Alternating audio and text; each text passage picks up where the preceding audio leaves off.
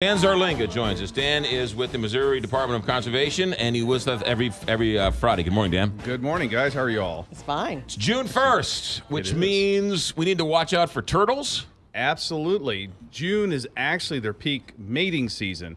And so what that means when it's mating season We know what mating season means. That's right. So we won't need to go into that exactly. That's for a different show. But what it does mean is they're on the move a lot more. So the males are on the move looking for females. And then once the event happens, then the females are on the move looking for a place to lay their eggs. And actually, they're very picky about where they lay their eggs, and they'll travel long distances a lot of times to find a place to lay them. So what that means is they're on the move more, and you'll see them more. And one place where you will see them more also is on roadways, because they cross roadways to get to places. Unfortunately, that doesn't work out for the turtle too well all the time. There is a high incidence of turtle mortality on the roads. And, you know, I mean, other things get hit on the road, squirrels, you know, raccoons or whatever. But the thing with turtles is that they're a long-lived species, so they live up to like 50 years. And the way nature works is species that tend to live a long time don't reproduce as much.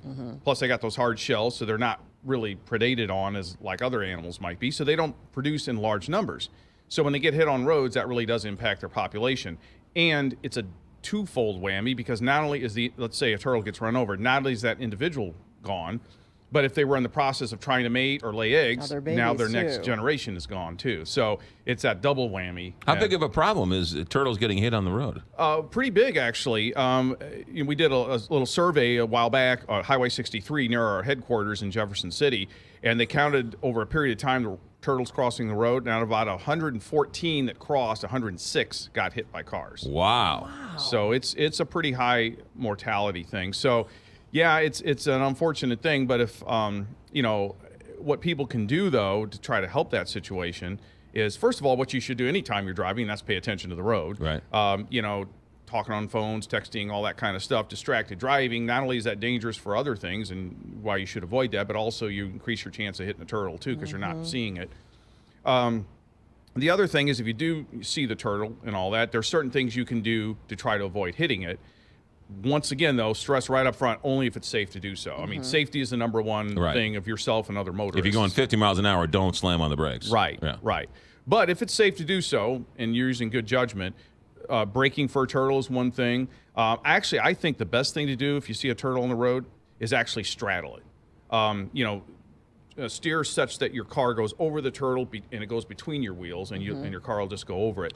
Unless you've got a really low, low ground clearance sports car or something like that, that should be no problem.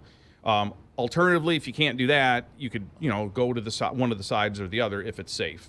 Can you stop and pick it up and bring it off to the side of the road? Actually, you can do that too. Again, if it's safe to do so, do that. And what we recommend there is, if the turtle's going, to the left across the road, pick it up, take it to the left where it's going. The direction they're going. It's the same direction they're going, and set it down. Because if you set it on the other side, they're just going to get up and go right back across the road again. So the turtle knows I want to go this way, and I'm going this way no matter what. Right. They have a purpose for what they're doing. Yeah. And I know we talked before on the show about not taking wildlife as pets, and that definitely goes in the case for turtles too. Yeah, I didn't know, not a good idea to have a turtle as a pet. No, because, well, the typical thing, we got a turtle, we kept it in our basement. Well, that's not really good for a turtle, because they actually need sunlight, and they need access to their natural foods.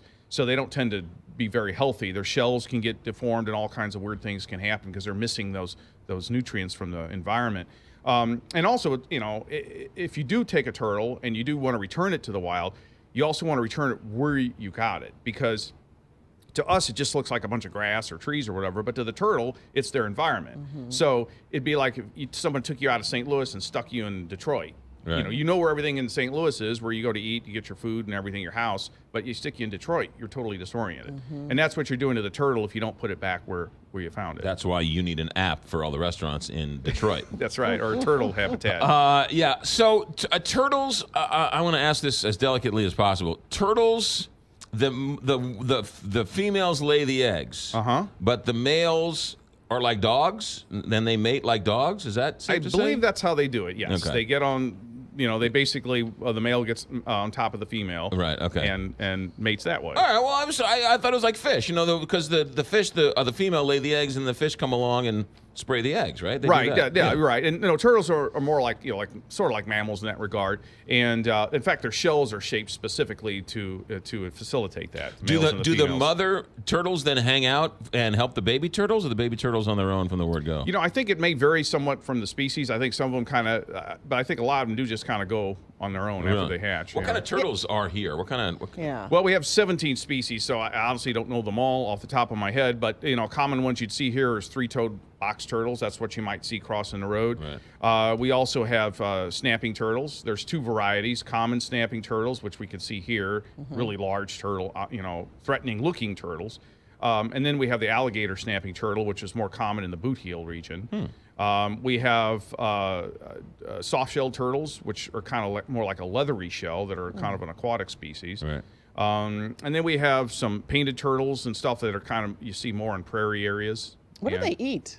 Well, they'll eat insects, they'll eat plant matter, they'll eat variety of things. And I think it kind of varies with their age. When they're younger, they'll tend to eat more of the protein, like insects and stuff, so they can build that energy. And then as they get older, I think they shift more to plant matter. What are the turtles in? I was in Charleston, South Carolina, and they said that the turtles come from miles and miles around to come to the beach to lay their eggs. Yeah, that's one of the behaviors. Obviously, those are different turtles that we have here. But yes, that's kind of that typical. The turtle will go a long way to lay its eggs. So it's like, I guess it's sort of like salmon swimming up, to get to mate and all that kind of spawn. It's really interesting. All right, so when you're out there, relax. If you see a turtle, slow down.